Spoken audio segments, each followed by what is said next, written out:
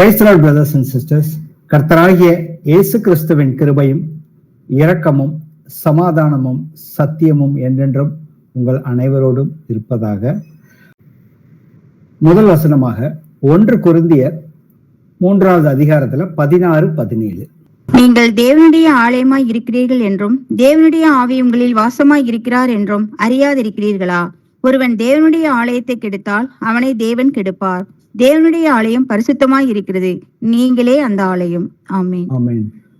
So இன்னைக்கு நாம பார்க்கக்கூடிய டாபிக் வந்துட்டு புதிய ஏற்பாட்டுல நாம தான் தேவனுடைய, நம்மளுடைய சரீரம் தான் தேவனுடைய ஆவி உங்களில் வாசமாய் இருந்தால் நீங்களே தேவனுடைய ஆலயம்னு சொல்லி நமக்கு அநேக வசனங்கள் இருக்குது. ஸோ இதை தான் வந்துட்டு கொலோசியர்ல 1:27 சொல்லியிருக்கிறபடி கிறிஸ்துவானவர் மகிமையின் நம்பிக்கையாய் உங்களுக்குள் இருப்பதே அந்த ரகசியம்னு பவுல் நமக்கு வந்துட்டு வெளிக்காட்டி இருக்கிறாரு. அப்ப பழைய ஏற்பாட்டுல இருந்த ஒரு தேவாலயம் இருந்துச்சு. இன்னைக்கு புதிய ஏற்பாட்டுல நாம தான் வந்துட்டு தேவனுடைய ஆலயமாக இருக்கிறோம்னு சொல்லியிருக்கிறாரு. அது பழைய ஏற்பாடு ஒரு நிழல், புதிய ஏற்பாடு நிஜம். நம்மளுடைய சரீரத்துக்கும் அந்த தேவாலயத்துக்கும் என்ன சம்பந்தம் இருக்குது? ஏன்னா அந்த தேவாலயத்துக்குள்ள பாத்தீங்கன்னாக்கா அநேக பனிமூட்டுகள் வந்துட்டு நிறைய பொருட்களை கர்த்தர் வந்துட்டு அவரே நேரடியா வந்துட்டு மோசே கிட்ட கட்டளையை கொடுத்து இதை இந்தந்த பிரகாரமாக நீ வந்துட்டு செய்ய வேண்டும் அப்படின்னு சொல்லிட்டு அந்த ஆலயத்தை வந்துட்டு கட்ட சொன்னாரு. முதல்ல ஆசரிப்பு கூடாரமா இருந்ததை பின்னாடி பாத்தீங்கன்னாக்கா அப்போஸ்தலர் 7:47 வந்துட்டு சாலமோனும் ஸ்தேவான் வந்து சொல்லுவாரு இஸ்ரேல் ஜனங்களை பார்த்து, சாலமோனும் அவருக்கு ஆலயத்தை கட்டினான், ஆகிலும் உன்னதமானவர் கைகளினால் செய்யப்பட்ட ஆலயங்களில் வாசமாயிறார். வானம் எனக்கு சிங்காசனம், பூமி எனக்கு பாதப்படியாய் இருக்கிறது. எனக்காக எப்படிப்பட்ட வீட்டை கட்டுவீர்கள்? நான் தங்கி இருக்கத்தக்க ஸ்தலம் எது?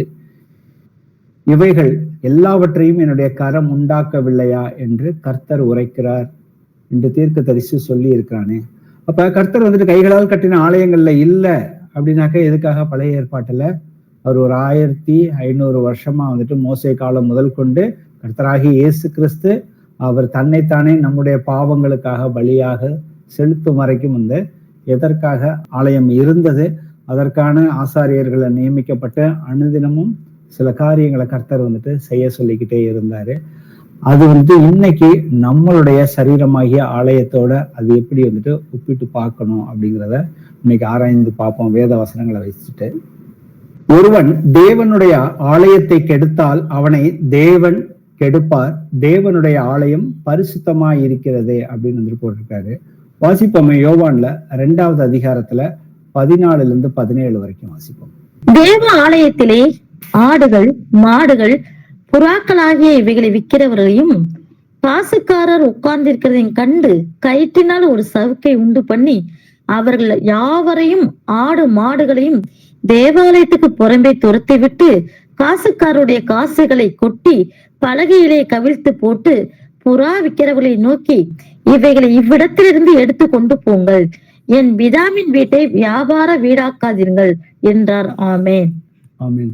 அன்னைக்கு இருந்த அந்த ஆலயத்துல, பழைய ஏற்பாட்டு காலத்துல நிழலா இருந்த ஆலயத்துல அங்க வந்துட்டு கர்த்தருடைய பிரசன்னம் இருந்ததுன்னு சொல்லி நமக்கு வசனங்கள், அநேக வசனங்கள் இருக்குது. அதனாலதான் இங்க இயேசு கிறிஸ்து என் பிதாவின் வீட்டை வியாபாரம் வீடாக்காதீர்கள்னு வந்துட்டு சொல்லியிருக்கிறாரு. இன்னைக்கு நாம தான் தேவனுடைய ஆலயமாக இருக்கிறப்ப இதே போலதான் பழைய ஏற்பாட்டுல கர்த்தர் அங்க அவர் அந்த ஆலயத்துக்கு போனப்ப அங்க வந்துட்டு அந்த ஆலயத்தை கெடுத்து கொண்டு இருக்கிறவங்கள பார்த்து அவர் கயிற்றுனால சவுக்கு எடுத்து அவங்கள எல்லாத்தையுமே தள்ளி விடுறாரு. ஏன் பிதாவோட வீட்டை வீணாக்காதீங்க, கல்வர் குகை ஆக்கிட்டீங்கன்னு வந்து கர்த்தர் வந்து சொல்றாரு. அதே போலதான் இன்னைக்கு கர்த்தர் நமக்குள்ள வந்துட்டு நாமளே தேவனுடைய ஆலயமாக இருக்கிறப்ப அந்த பரிசுத்த ஆவியானவரே அவர் வந்து நமக்கு பாவத்தை குறித்தும் நீதியை குறித்தும் நியாய தீர்ப்பை குறித்தும் கற்றுக் கொடுத்து நம்மளுடைய இந்த சரீரமாகிய இந்த ஆலயத்தை வந்துட்டு பரிசுத்தமாக்குகிறார் அவருடைய வார்த்தையினால. வாசிப்போம். யோவான்ல 17-19 வரைக்கும். அப்பொழுது உம்முடைய வீட்டை குறித்து உண்டான பக்தி வைராக்கியம் என்னை பட்சித்தது என்று எழுதியிருக்கிறதை அவருடைய சீஷர்கள் நினைவு கூர்ந்தார்கள். அப்பொழுது யூதர்கள் அவரை நோக்கி, நீர் இவைகளை செய்கிறீரே, இதற்கு என்ன அடையாளத்தை எங்களுக்கு காண்பிக்கிறீர் என்று கேட்டார்கள். இயேசு அவர்களுக்கு பிரதி உத்தரமாக, இந்த ஆலயத்தை இடித்து போடுங்கள், 3 நாளைக்குள்ளே இதை எழுப்புவேன் என்றார். ஆமேன். ஆமேன். நான் கர்த்தராகிய இயேசு கிறிஸ்து அவர் ஞானஸ்தானம் எடுத்த பொழுது பரிசுத்த ஆவியானவர் அவர் வந்துட்டு அவருக்குள்ளாக வருகிறார். அப்ப அதான் சொல்றாரு, அன்று முதல் வந்துட்டு இந்த ஆலயத்தை இடித்து போடுங்கள், 3 நாளைக்குள்ளே இதை எழுப்புவேன் கர்த்தர் அவங்களுக்கு அந்த தீர்க்க தரிசனங்களை சொல்றாரு. அதை யாருமே அங்க புரிந்து கொள்ளாமல் அவர் மேல கோபம் அடைந்தார்கள்ங்கிறத நம்ம ஏன்னா அதான் யோவான் அதுக்கப்புறம் 20-21 வாசிச்சு பார்த்தோம்னா, இந்த ஆலயத்தை கட்ட 46 வருஷம் சென்றதே, நீர் இதை எப்படி 3 நாளைக்குள்ள எழுப்புவீர் என்று அவரோ தம்முடைய சரீரமாகிய ஆலயத்தை குறித்து பேசினார்.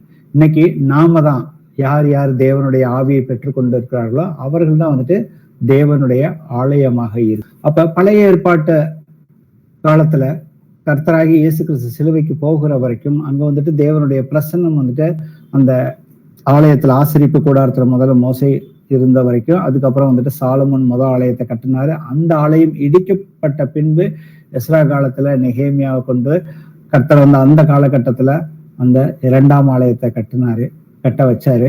அந்த ஆலயத்துலதான் கர்த்தர் இயேசு கிறிஸ்து மாமிசத்துல இப்ப நாம படிச்ச வசனத்தின்படி நம்ம அவர் அங்க வந்தாரு. பிதா வாசம் பண்ற என்னுடைய பிதாவின் வீட்டை வியாபார கூடாரமாக்கிக்கிட்டீங்கன்னு சொல்லிட்டு அங்க பக்தி வைராக்கியத்தை காட்டுறாரு.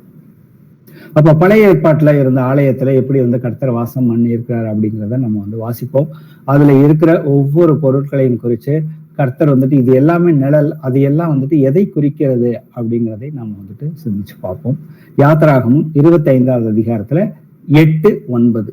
அவர்கள் நடுவிலே நான் வாசம் பண்ண எனக்கு ஒரு பரிசுத்த ஸ்தலத்தை உண்டாக்குவார்களாக. நான் உனக்கு காண்பிக்கும் வாசஸ்தலத்தின் மாதிரியின் படியும் அதனுடைய எல்லா தட்டுமுட்டுகளின் மாதிரியின் படியும் அதை செய்வீர்களாக. ஆமீன். ஆமீன். கர்த்தர் அவருக்கு ஒரு தரிசனத்துல பரலோகத்துல எப்படி பரிசுத்த ஸ்தலம் இருக்குது அப்படிங்கிறத அதன்படி நீ கண்டிப்பா அந்த பூமியில செய்வதற்கு ஜாக்கிரதையாக இருக்கணும்னு சொல்றாரு. எதற்காகனாக்க அவர்கள் நடுவிலே நான் வாசம் பண்ண எனக்கு ஒரு பரிசுத்த ஸ்தலத்தை உண்டாக்குவார்களாக சொல்லியிருக்காரு. கர்த்தர் இங்க எகிப்துல இருந்து மக்களை அடிமைத்தனத்துல இருந்து கூட்டிட்டு வந்ததுக்கு அப்புறம் அவர்களுக்கு முதல் அந்த உடன்படிக்கை அந்த 10 கட்டளைகளை கொடுத்து மற்ற விஷயங்களையும் அவர் மோசே மூலியமாக கொடுத்து தனக்கு தான் வாசம் பண்றதுக்கு ஒரு பரிசுத்த ஸ்தலத்தை உண்டாக்கணும் கர்த்தர் கட்டளை கொடுக்கிறாரு. யாத்திராகமும் 25-22 வாசிப்போம். அங்கே நான் உன்னை சந்திப்பேன், கிருபாசத்தின் மீதிலும் சாட்சி பெட்டியின் மேல் இருக்கும் 2 கேருகளின் நடுவிலும் இருந்து நான் இஸ்ரவேல் புத்திரருக்காக உனக்கு கற்பிக்க போகிறவர்கள் எல்லாம் உன்னோடு சொல்வேன். ஆமேன். கர்த்தர் அவங்களை அந்த எகிப்துல அடிமைத்தனத்துல இருந்து கூட்டிட்டு வந்ததுக்கு அப்புறம் இனி நீங்க என்னுடைய ஜனங்களா இருக்க போறீங்க, நான் உங்க மத்தியில இருக்க போறேன். நான் எப்படி இருப்பேன்? கேருபின் மத்தியில தான் இருக்க போகிறேன். இஸ்ரவேல் புத்திரருக்கு எப்படி அவங்க இனி நடக்க போகணும், என்னுடைய ஜனங்களாக இருக்கிறப்ப இனி அவர்கள் எப்படி நடந்து கொள்ள வேண்டும், அதை எல்லாத்தையும் நான் இந்த இடத்துலதான் நான் அந்த பரிசுத்த ஸ்தலத்துல உங்கள் மத்தியில இருந்து நான் உங்களுக்கு மோசேக்கு கற்றுக் கொடுக்கிறேன். ஜனங்களுக்கு என்னென்ன சொல்லிக் கொடுக்கணுமோ அதை நான் மோசே மூலியமா பேச போறேன் அப்படிங்கறதுதான் கர்த்தர் வெளிப்படுத்துறாரு. அதுல 29-46 யாத்திராகம். தங்கள் நடுவே நான் வாசம் பண்ணும்படி தங்களை எகிப்து தேசத்திலிருந்து புறப்பட பண்ணின நான் தங்கள் தேவனாகிய கர்த்தர் என்று அவர்கள் அறிவார்கள். நானே அவர்கள் தேவனாகிய கர்த்தர். ஆமேன். ஆமேன்.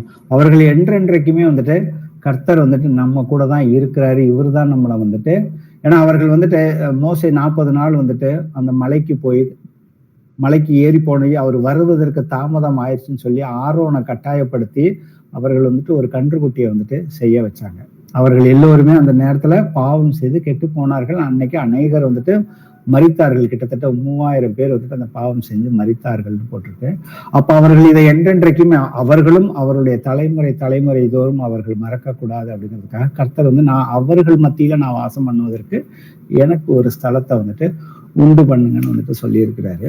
அந்த ஸ்தலத்துல எப்படி அவருடைய பிரசன்னம் இருந்துச்சு அப்படிங்கிறதுக்கு வசனம் வாசிப்போம். யாத்திராகமும் 40வது அதிகாரத்துல 33-38 வரைக்கும். பின்பு அவன் வாசஸ்தலத்தையும் பலிபீடத்தையும் சுற்றி பிரகாரத்தை நிறுத்தி பிரகாரத்தின் தொங்குதிரையை தொங்க வைத்தான். இவ்விதமாய் மோசே வேலையை முடித்தான். அப்பொழுது ஒரு மேகம் ஆசரிப்பு கூடாரத்தை மூடினது. கர்த்தருடைய மகிமை வாசஸ்தலத்தை நிரப்பிற்று. மேகம் அதன்மேல் தங்கி கர்த்தருடைய மகிமை வாசஸ்தலத்தை நிரப்பினதனால் மோசே ஆசரிப்பு கூடாரத்திற்குள் பிரவேசிக்க கூடாமல் இருந்தது. வாசஸ்தலத்திலிருந்து மேகம் மேலே எழும்பும் போது இஸ்ரவேல் புத்திரர் பிரயாணம் பண்ண புறப்படுவார்கள்.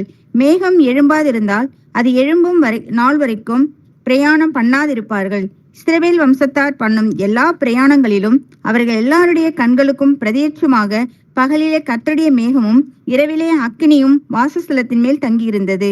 ஆமென். மோசே வந்துட்டு இந்த வேலைகளை எல்லாம் செய்து முடிப்பதற்கு, அந்த ஆசரிப்பு கூடாரத்தை வந்து கட்டி முடிப்பதற்கு கிட்டத்தட்ட ஒரு 7 மாத காலம் ஆனது.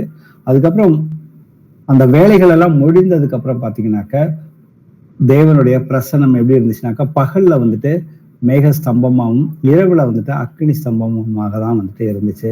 எப்ப எல்லாம் வந்துட்டு அந்த மேகம் வந்துட்டு எழும்பி நகர ஆரம்பிக்குதோ அவர்கள் எல்லோருமே, அங்க இருக்கிற ஜனங்கள் எல்லோருமே அவங்க வந்துட்டு தங்களுடைய பயணத்தை வந்துட்டு தொடருவார்கள். இதுதான் வந்துட்டு 40 வருஷமா அவர்கள் வந்துட்டு கானான் தேசத்துக்குள்ள அவங்க போய் இருக்கிற வரைக்கும் அது நடந்தது. அதுக்கப்புறம் அவங்க கானான் தேசத்துக்குள்ள போனதுக்கு அப்புறம் அந்த 12 கோத்திரத்தாரும் லேவியரை தான் வந்து தனக்காக அவர் வந்து தெரிந்து கொண்டார், ஆசாரிய வேலைக்காக. அந்த ஆசரிப்பு கூடாரத்தை முழுமையாக அதற்குண்டான வேலைகளை செய்வதற்காக. ஒன்ஸ் வந்துட்டு அவங்க வந்துட்டு கானான் தேசத்துக்குள்ள போனதுக்கு அப்புறம் அந்த ஆசரிப்பு கூடாரத்தை சுத்தி கிழக்கு, மேற்கு, தெற்கு, வடக்கு ஒவ்வொரு 3 கோத்திரமா வந்துட்டு அதை சுத்தி தான் வந்து ஜனங்கள் வந்துட்டு வாழ்ந்து கொண்டிருந்தார்கள் ஆக்சுவலா. அதுக்கப்புறம் வந்துட்டு இந்த ஆசரிப்பு கூடாரத்துல எப்ப போகணும் எப்ப போக கூடாதுன்னு சொல்லி கட்டளை வந்துட்டு கர்த்தர் வந்துட்டு கொடுத்திருந்தாரு. லேவியர்ல 16:2 வாசிப்பாங்க. கிருபாசனத்தின் மேல் ஒரு மேகத்தில் நான் காணப்படுவேன்.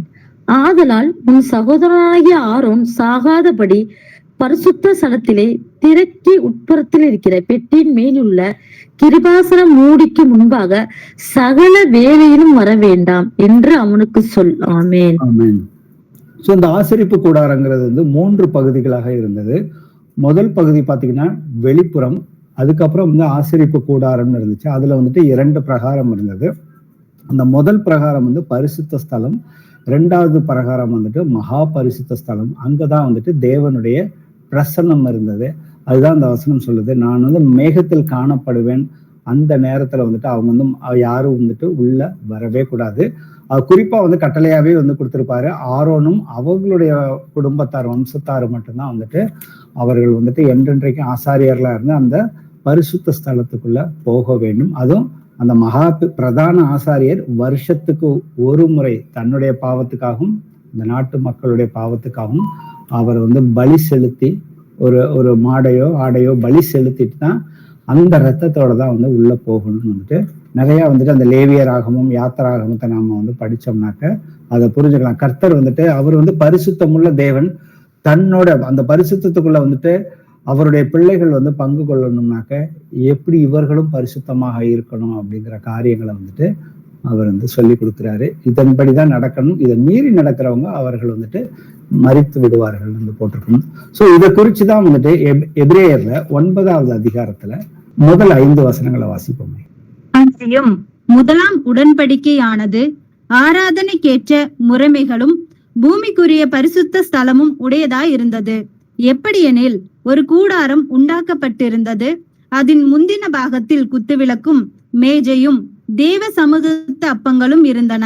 அது பரிசுத்த ஸ்தலம் என்னப்படும். 2ஆம் திரைக்குள்ளே மகா பரிசுத்த ஸ்தலம் என்னப்பட்ட கூடாரம் இருந்தது. அதிலே பொன்னால் செய்த தூப கலசமும் முழுவதும் பொற்ரகடும் பொதித்திருக்கப்பட்ட உடன்படிக்கை பெட்டியும் இருந்தன. அந்த பெட்டியிலே மன்னா வைக்கப்பட்ட பொற்பாத்திரமும் ஆரோனுடைய தளிர்த்த கோலும் உடன்படிக்கையின் கற்பலகைகளும் இருந்தன.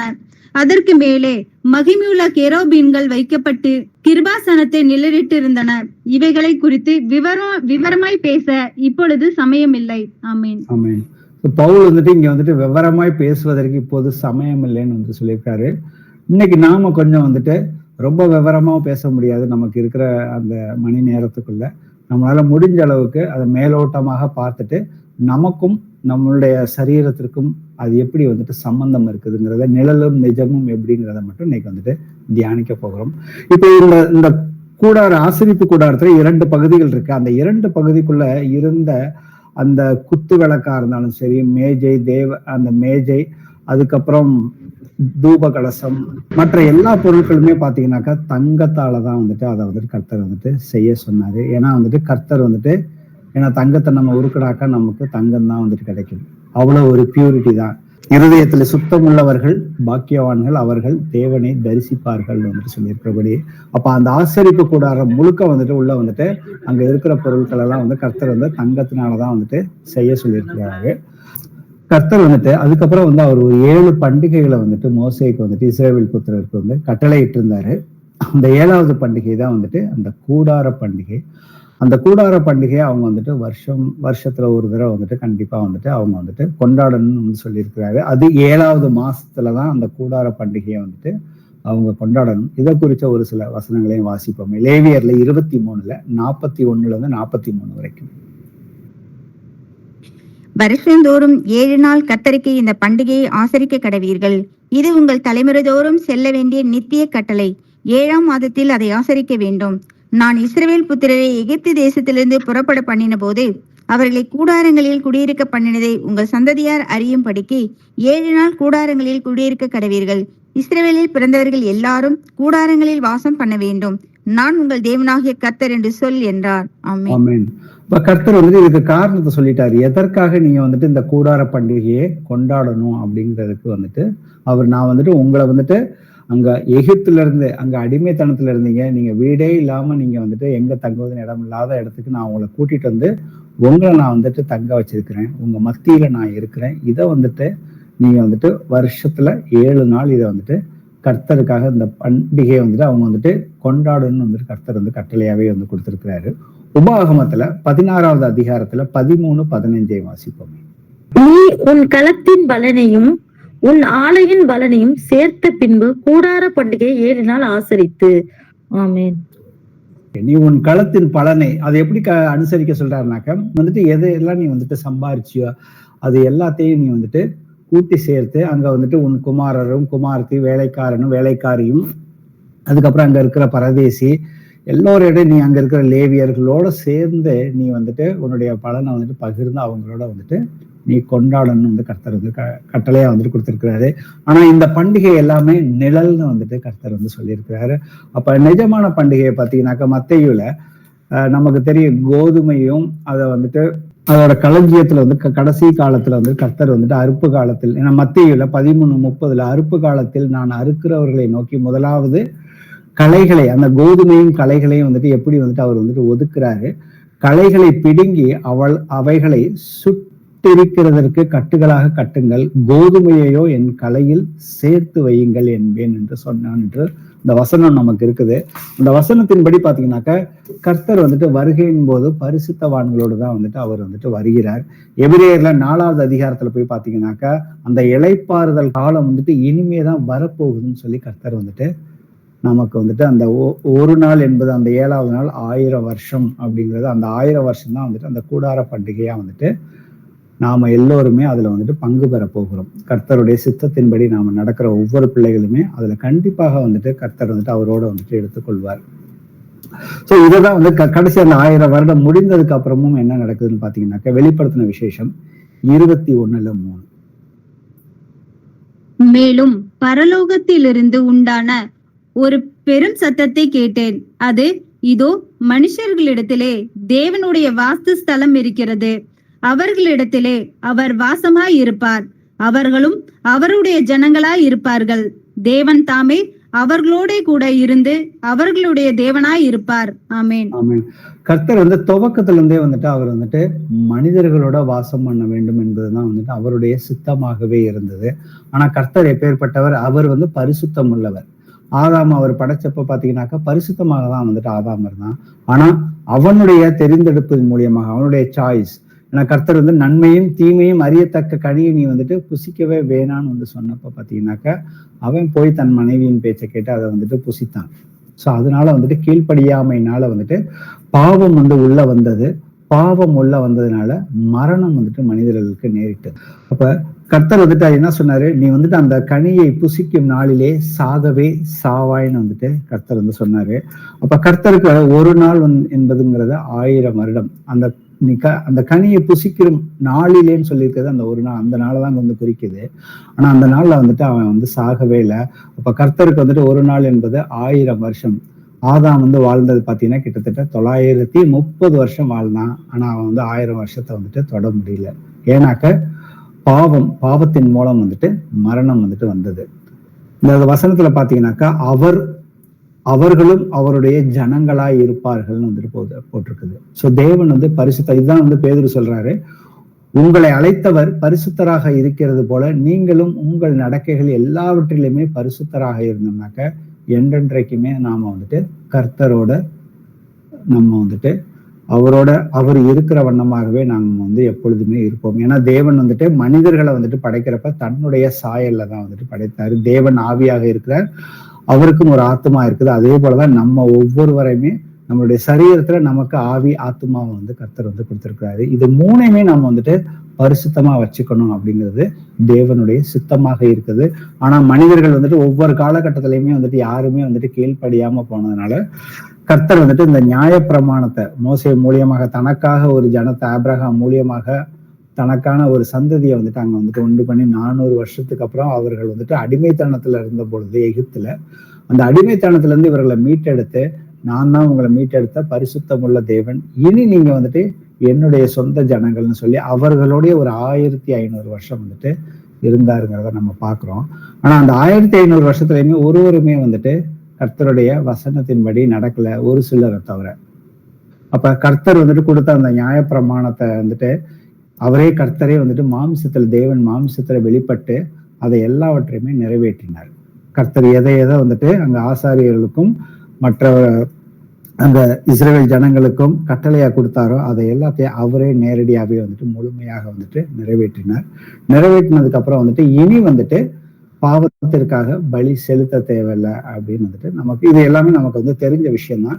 இப்ப அடுத்து வந்துட்டு இந்த கூடாரத்தை குறிச்சு வந்துட்டு நம்ம இன்னும் டீடைல்டா வந்து தெரிஞ்சுக்கணும் இன்னும் யாருக்காவது அப்படின்னு பாத்தீங்கன்னாக்க வசன நம்பர் நான் சொல்றேன், வேணா குறிச்சுக்கோங்க. யாத்ராகமத்துல 20வது அதிகாரத்துல 1-37 வரைக்கும் நீங்க வந்து வாசிச்சு பாத்தீங்கன்னாக்க அந்த வெளிப்புறம் வந்துட்டு எப்படி வந்துட்டு அதுல உள்ள தூண்கள் என்ன, அதுல உள்ள பலகைகள் என்ன, அங்க இருக்கிற அலங்கார பொருள்கள், கட்டுமானம், அதை குறிச்சு அந்த டீட்டெயில்ஸ் முழுக்க இருக்குது. அதே போல யாத்ராகமும் 27ல 9 முதல் 21 வரைக்கும் பாத்தீங்கன்னாக்க அதோட இன்னும் கொஞ்சம் டீட்டெயில்ஸ் ஆஃப் அந்த கட்டுமானத்தை குறிச்சுமே வந்துட்டு அங்க நம்ம வந்து பார்க்க முடியும். முதல்ல வந்துட்டு சுருக்கமா வந்துட்டு வெளிப்புறம் அதை குறிச்சு மட்டும் ஒரு சில வசனங்களை வாசிப்போம். யாத்ராகமும் 38ல 16-17 வாசிப்போம். சுற்று பிரகார தொங்கு திரைகள் எல்லாம் மெல்லிய பஞ்சு நூலால் நெய்யப்பட்டிருந்தது. தூண்களின் பாதங்கள் வெண்கலம், தூண்களின் கொக்கிகளும் பூண்களும் வெள்ளி, அவைகளின் குமிழ்களை மூடிய தகடும் வெள்ளி, பிரகாரத்தின் தூண்கள் எல்லாம் வெள்ளி பூண்கள் போடப்பட்டவைகளுமாய் இருந்தது. ஆமென். சோ இந்த வெளிப்பிரகாரம் தான் வந்து மனிதர்களுக்கும் கர்த்தர் இருக்கிற அந்த கூடாரத்துக்கும் வந்துட்டு இடைவேளை வந்துட்டு, ஏன்னா யாருமே வந்துட்டு அந்த இதுக்குள்ள வந்துட்டு அந்த கூடாரத்துக்குள்ள நுழைய முடியாது. ஆசாரியர்கள் மட்டும்தான் அந்த கூடாரத்துக்குள்ள போக முடியும். ஆனா மனிதர்கள் வந்துட்டு அந்த வெளிப்புறத்தின் மூலியமாக அந்த ஒரே ஒரு கதவு இருக்கு, 4 திசை இருக்கு, கிழக்கு மேற்கு தெற்கு வடக்கு. அதுல கிழக்கு பக்கத்தாதான் வந்துட்டு கர்த்தர் வந்துட்டு அங்க ஒரு கதவை வந்துட்டு வச்சிருந்தாரு. கதவுனாக்கா அங்க வந்து தொங்கு திரை தான் வந்து வச்சிருந்தாரு. அதுவும் வந்துட்டு குறிப்பிட்ட ஒரு 4 விதமான வண்ணங்கள்ல வந்துட்டு அந்த நூல்கள் மூலியமா இருந்துச்சு. ஆனா அதை சுற்றி இருக்கிற மத்த தொங்கு திரைகள் எல்லாமே வந்துட்டு வெண்மையாதான் வந்துட்டு கர்த்தர் வந்துட்டு இங்க வந்து மெல்லிய பஞ்சு நூலால் நெய்யப்பட்டு இருந்ததுன்னு வந்து சொல்லியிருக்கிறாரு. அப்ப வெண்மை எதை குறிக்குதுனாக்க கர்த்தர் வந்துட்டு அந்த பரிசுத்தத்தை தான் வந்துட்டு அவர் வந்துட்டு சொல்றாரு. ஏன்னா மனிதர்கள் எல்லோருமே பாவம் செய்து தேவ மகிமையற்றவர்களாகி விட்டார்கள் சொல்லி ரோமர் 3:23 சொல்லுது. அதே போல ஆபகுக்குள்ள பாத்தீங்கன்னா 1:13 தீமையை பார்க்க மாட்டாத சுத்த கண்ணனேன்னு வசனம் வந்து சொல்லியிருக்குது. அப்ப கர்த்தரை வந்துட்டு மனிதர்கள் வந்துட்டு அவர்கிட்ட நாம அணுகணும்னாக்கா அவர் இருக்கிற பிரகாரமாக தான் நாம இருக்கணும். ஆனா நாமளோ எல்லோருமே மகிமையை இழந்தவர்களாக இருக்கிறோம், தேவனுடைய மகிமையை இழந்துட்டோம். அப்ப இந்த இடத்துல பாத்தீங்கன்னாக்க தேவனுடைய நியதி நமக்கு வந்துட்டு வேணும். அப்ப கர்த்தர் வந்துட்டு இதான் வந்துட்டு நமக்கு வெளிப்படுத்தின விசேஷத்துல 19:8 வாசிப்போம். சுத்தமும் பிரகாசமுமான மெல்லிய வஸ்திரம் தரித்து கொள்ளும்படி அவளுக்கு அளிக்கப்பட்டது. அந்த மெல்லிய வஸ்திரம் பரிசுத்தவான்களுடைய நீதிகளே. ஆமென். அப்ப அந்த மெல்லிய வஸ்திரம், அந்த அந்த வஸ்திரத்தை குறித்து கர்த்தர் வந்து சொல்றாரு. இது வந்து கடைசியில வந்துட்டு கர்த்தர் நமக்கு ஒவ்வொருத்தருக்கும் கொடுக்கிற அந்த வஸ்திரம், மென்மையான வஸ்திரம். அதுதான் வந்துட்டு இங்க வந்துட்டு நிழலா நாம வந்து பாக்குறோம். அந்த வெளிப்புறத்துல சுற்று அந்த தொங்கல் திரைகள் எல்லாமே வந்துட்டு வெண்மையாக தான் இருக்குது. அதுக்கு அடுத்து வந்துட்டு அந்த வாசலை குறித்து வந்து நம்ம வந்துட்டு பார்ப்போம். அதற்குண்டான வசனம் வந்து யாத்ராகமும் 27:16. பிரகாரத்தின் வாசலுக்கு நூலாலும் இரத்தாம் பாலும் நூலாலும் சிவப்பு நூலாலும் திருத்த மெல்லிய பஞ்சு நூலாலும் சித்திர தையல் வேலையாய் செய்யப்பட்ட 20 முழ நீளமான ஒரு தொங்கு திரையும் அதற்கு 4 தூண்களும் அவைகளுக்கு 4 பாதங்களும் இருக்க வேண்டும். ஆமேன். ஆமேன். இந்த இடத்துல வந்து கர்த்தர் வந்துட்டு அங்க இருக்கிற இஸ்ரவேல் ஜனங்கள், அந்த ஆண்கள் வந்துட்டு அவர்கள் வந்துட்டு பாவத்திற்கு பலி செலுத்துவதற்கு மாடையோ ஆடையோ அல்லது புறாக்களையோ அவர்கள் வந்துட்டு கொண்டு வரணும்னாக்க, மற்ற பலிகளை செலுத்துவதற்கு வரணும்னாக்க, கர்த்தர் அந்த 4 கிழக்கு மேற்கு தெற்கு வடக்குல பாத்தீங்கன்னா அந்த கிழக்கு பகுதியா தான் வந்துட்டு கர்த்தர் வந்துட்டு வாசலை வச்சிருக்கிறாரு. சோ இததான் வந்துட்டு யோவான்ல 10:9 வாசிப்பாங்க. நானே வாசல், என் வழியாய் ஒருவன் உட்பிரவேசித்தால் அவன் ரட்சிக்கப்படுவான், அவன் உள்ளும் புறமும் சென்று மேய்ச்சலை கண்டடைவான். ஆமென். இப்ப இந்த வாசல் வழியா உள்ள போகிறப்ப அந்த ஆடையோ மாடையோ அந்த மிருகத்தை எடுத்துட்டு போறப்ப ஆசாரியன்ட்ட கொடுத்து அதன் மேல வந்துட்டு அந்த கொண்டு வந்த நபர் வந்து கையை வைத்து தன்னுடைய ஜெபம் பண்ணி தன்னுடைய பாவத்தை எல்லாம் அந்த மிருகத்தின் மேல, அந்த மிருகம்னா ஆடையோ மாடு, அதன் மேல வந்துட்டு தன்னுடைய பாவம் வந்துட்டு பாவத்தை ஜெபத்தின் மூலியமாக அங்க வந்துட்டு தன்னுடைய பாவங்கள் அந்த ஆட்டுக்கடாயின் மேல வந்துட்டு போகிறது. அதுதான் வந்துட்டு பலி ஆடா வந்துட்டு அங்க வந்துட்டு மாறுது. அதுக்கப்புறம் பாத்தீங்கன்னா அந்த ரத்தத்தை எடுத்து அதுக்கப்புறம் அங்க வந்துட்டு ஒரு ஆல்டர் வந்து வச்சிருக்கிறாங்க, பலி செலுத்தக்கூடிய ஒரு மேடை இருக்குது. அந்த இதுல வந்துட்டு கர்த்தர் வந்துட்டு எப்படி வந்து பலி செலுத்தணும்னு சொல்லி அவர்கள் வந்துட்டு நிறைய வசனங்கள் இருக்குது. அதன்படி வந்துட்டு அங்க வந்துட்டு தோலையும் அந்த குடல்களையும் கிட்னி எல்லாத்தையுமே வந்து பிரிச்சு அதை வெட்டி எந்த பகுதி ஆசாரியனுக்கு எந்த பகுதி வந்துட்டு பலி செலுத்தணும் அப்படிங்கிற அந்த விஷயங்கள்லாம் இருக்குது. நம்ம ரொம்ப டீட்டெயில்டா போக முடியாது. எதற்காக அந்த பலி அப்படிங்கிறத மட்டும் நம்ம வந்துட்டு புரிந்து கொள்வோம். அதற்காக தான் வந்துட்டு முதல்ல வந்துட்டு நம்ம வந்து பார்த்தது வந்துட்டு அந்த வாசல். இங்க கர்த்தர் நமக்காக ஏற்கனவே அவர் வந்துட்டு பலி ஆயிட்டாரு. இன்னைக்கு கர்த்தராகிய நம்முடைய இரட்சகர் யாரு? கர்த்தராகிய இயேசு கிறிஸ்து. அவரை விசுவசித்த அவருடைய நாமத்தின் மேல நாம வந்துட்டு ஞானஸ்தானம் எடுத்தார்னாக்க நம்ம பாவத்துக்காகவும் நம்ம மனம் திரும்புதலுக்கும் பாவ மன்னிப்பு நாம பெறணும்னாக்க அவருடைய நாமத்தினாலதான் ஞானஸ்தானம் எடுக்கணும். அதனாலதான் நம்ம இங்க பார்த்தோம், நானே வாசல், என் வழியாய் ஒருவன் உட்பிரவேசித்தால் அவன் ரட்சிக்கப்படுவான்னு வந்துட்டு சொல்லியிருக்கிறாரு. சோ இதுதான் இன்னொரு இடத்துல யோவான் 14:6 சொல்லியிருப்பாரு, நானே வழியும் சத்தியமும் ஜீவனுமாய் இருக்கிறேன், என்னை அல்லாமல் ஒருவனும் பிதாவிடத்தில் வரான். இப்ப அந்த இடத்துல வந்து பாத்தீங்கன்னா பழைய ஏற்பாட்டு காலத்துல அந்த பலி வந்துட்டு எல்லாமே வந்துட்டு நிழலா கொடுக்கப்பட்டது. ஆனா நிஜத்துல பாத்தீங்கன்னாக்க நானே வழியும், கர்த்தராகிய இயேசு கிறிஸ்துவ நாம சொந்த இரட்சகராக ஏற்றுக்கொள்ளணும். அப்ப அவருக்கு ஜீவன் சத்தியமும்னாக்க அவருடைய வசனங்கள், எல்லா வசனங்களும் நமக்கு ஜீவனை கொடுக்கிற வசனங்களா இருக்கு. ஏன்னா நாம வந்துட்டு கர்த்தராகிய இயேசு கிறிஸ்துவை ஏற்றுக்கொள்வதற்கு முன்னாடி நாம மரித்தவர்களாக இருந்தோம் ஆத்துமாவிலே. அவர் வந்ததுக்கு அப்புறம் நமக்கு வந்துட்டு ஆவியிலேயும் சரி, அதே போல நம்ம ஆத்துமாவை வந்துட்டு அவருடைய வசனம் தான் வந்துட்டு உயிர்ப்பிக்கிறது. என்னை அல்லாமல், கர்த்தராகிய இயேசு கிறிஸ்து இல்லாம நாம யாருமே வந்துட்டு பிதாவிடத்திற்கு வந்துட்டு போக முடியாதுன்னு சொல்லியிருக்காரு. அப்ப அந்த வெளிப்பிரகாரமும் அந்த கதவும் பாத்தீங்கன்னாக்க வாசிப்போமே, பழைய ஏற்பாட்டுல ஏசாயால 59:1-2 வாசிப்போமே. ஏசாயா 59:1-2. இதோ ரட்சிக்க கூடாதபடிக்கு கர்த்தருடைய கை குறுகி போகவும் இல்லை, கேட்க கூடாதபடிக்கு அவருடைய செவி மந்தமாகவும் இல்லை.